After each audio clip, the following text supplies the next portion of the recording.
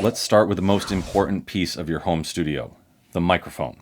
If you get this part wrong, everything downstream suffers. But the good news, you don't need an expensive mic to get great recordings. You just need to know how to use it correctly.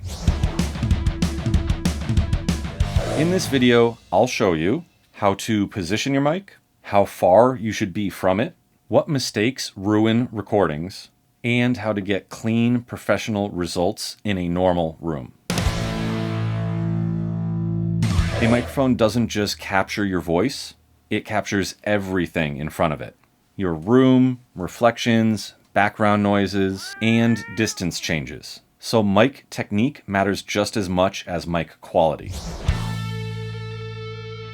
The most common mistake beginners make is either being too far away or right on top of the mic. 6 to 8 inches away from the mic, slightly off axis, not dead center, mic at mouth level or slightly above. This reduces harsh plosives, smooths out sibilants, and gives you a natural tone.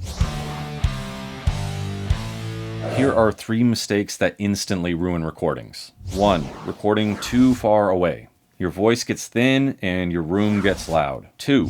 Pointing the mic at your chest. This dulls clarity and makes vocals muddy. 3. Ignoring background noises. Fans, AC, street noise. Your mic hears all of it.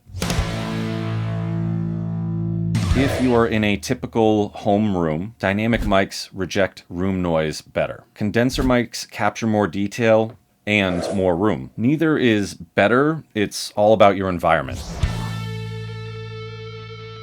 Before you hit record, check this. Mic 6 to 8 inches away, pop filter in place, gain set so you're not clipping, room as quiet as possible. If you follow this series from start to finish, you'll have a home recording setup that actually works, not just one that looks good on Instagram. So that's your ultimate home studio starter kit. Smart gear, smart choices, and no wasted cash.